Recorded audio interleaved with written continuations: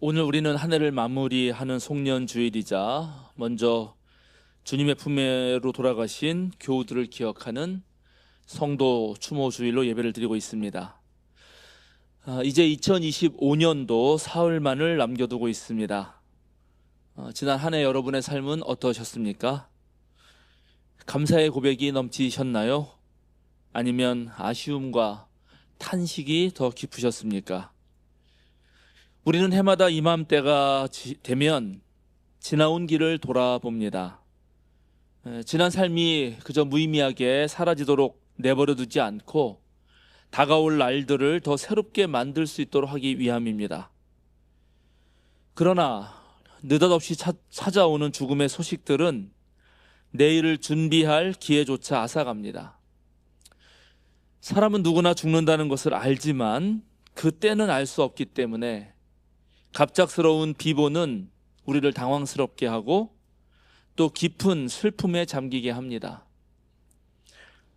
올해도 우리는 사랑하는 고 조은수 집사님과 박영수 권사님을 떠나보내야 했습니다.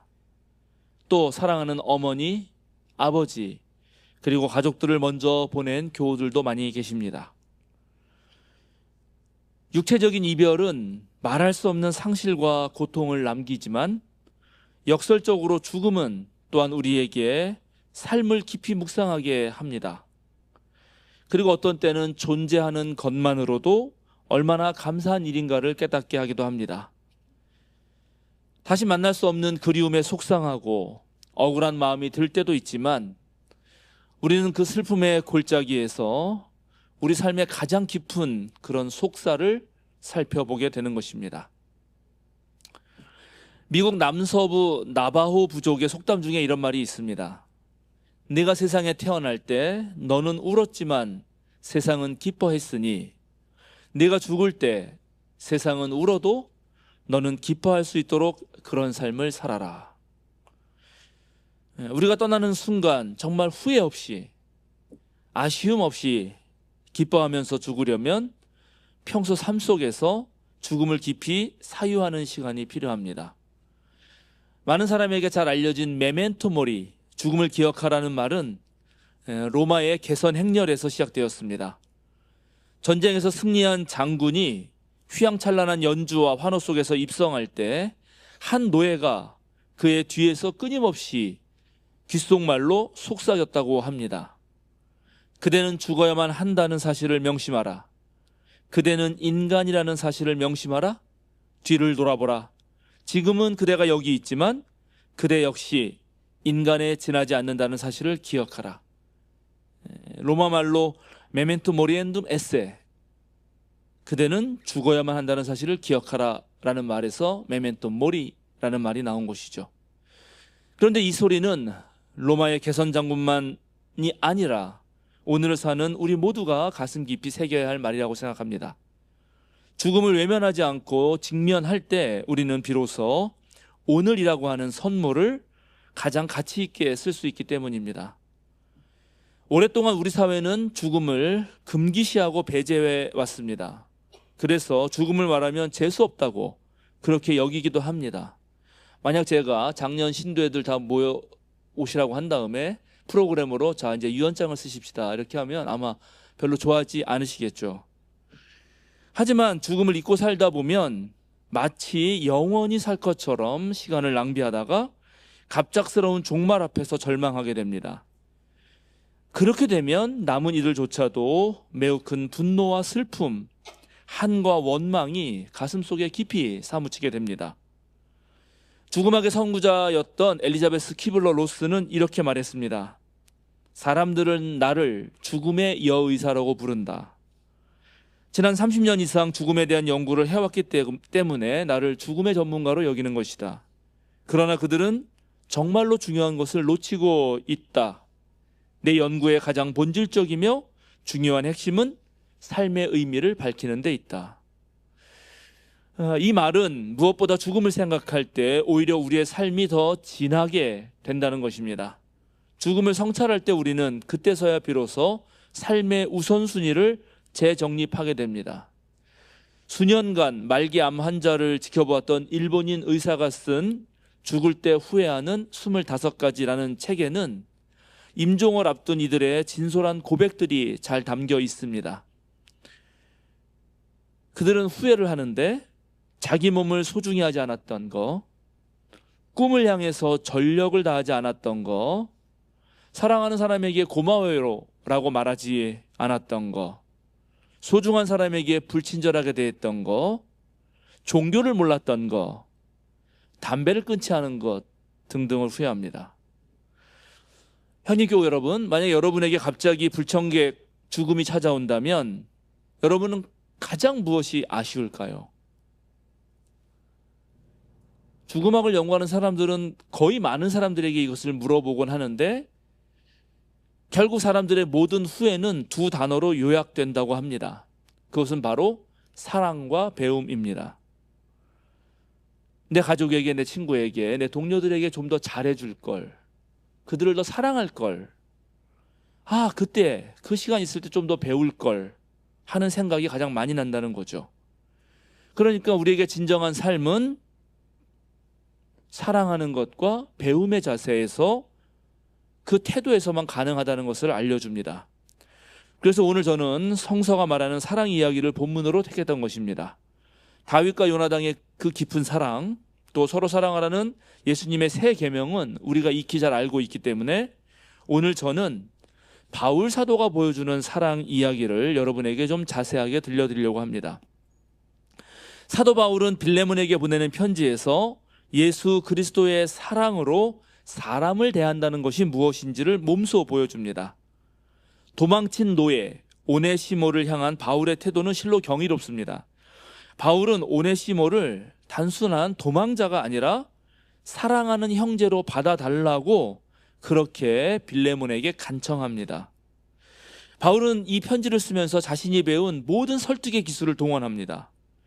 딱 한 장밖에 되지 않는, 오늘 1장이라고 말했지만 1장이라고 쓸 필요도 없는 짧은 글인데 정말 꼼꼼히 읽어보면 대단한 글입니다. 저는 로마서가 기독교 역사에서 엄청난 그 시대적 변화의 역사를 읽어냈죠. 아우구스티누스, 루터, 칼 마르트, 대단한 신학자들이 로마서를 읽고 변했습니다. 그런데 로마서보다도 더 중요한 한 장의 바울의 편지를 들려면 아주 사적인 이 빌레몬서 한 장을 들겠습니다. 자, 이제 우리 모두 상상력을 발휘해서 1세기 중반 로마로 날아가 봅시다. 오늘의 한국의 경제적 발전도 수많은 노동자의 피땀으로 가능했고, 실제 오늘날도 전체 근로자의 50%가 비정규직 노동자이기도 합니다. 그들의 희생으로 우리 사회가 지탱되고 있는데 1세기 로마는 완벽하게 노예 노동으로 만들어진 문명이었습니다.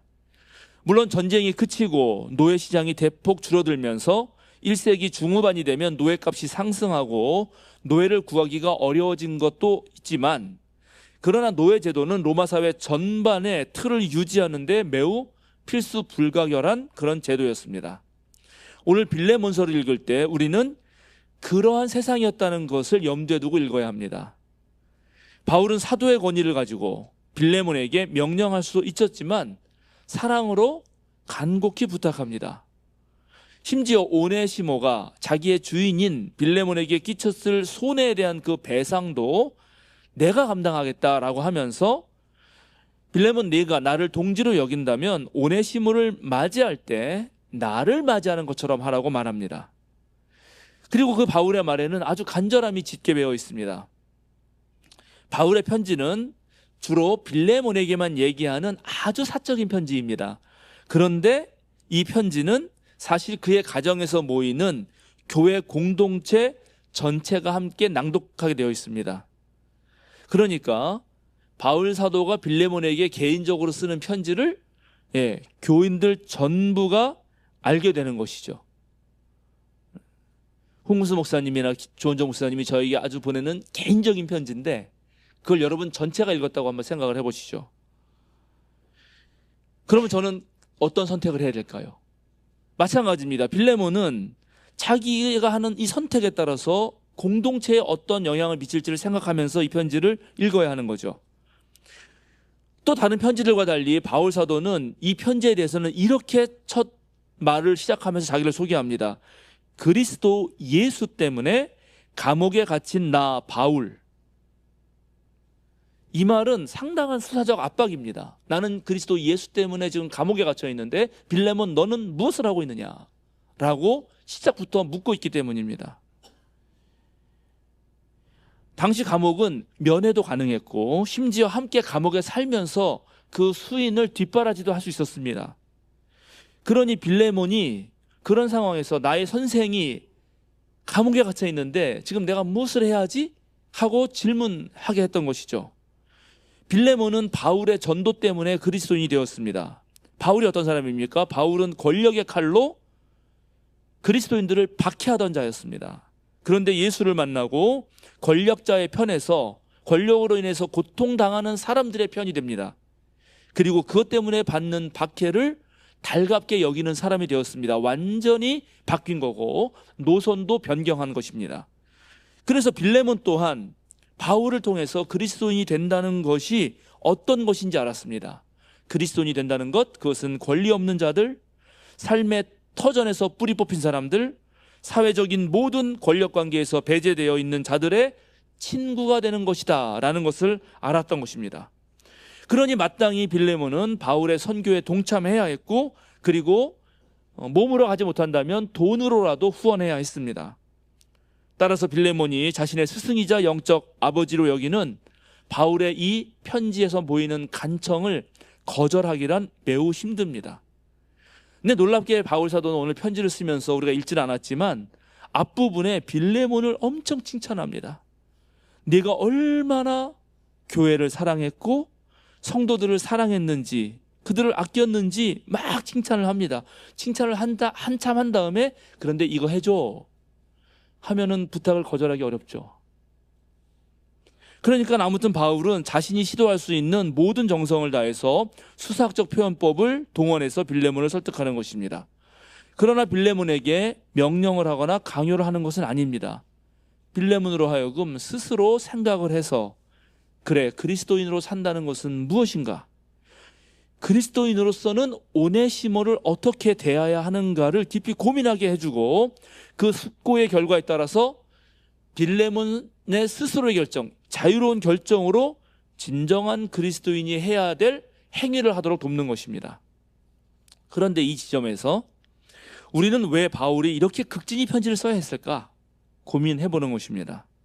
왜인가? 이것은 단순히 개인의 문제에서 그치지 않기 때문입니다. 자, 주인에게 손해를 끼치고 도망간 노예를 자유인으로, 그것도 특별히 사랑하는 형제 자매로 그렇게 받아주는 것, 이것은 어떤 일이었을까요? 당시의 생활 양식과 사고에서 보았을 때 이것은 혁명적인 결단이 필요한 것입니다.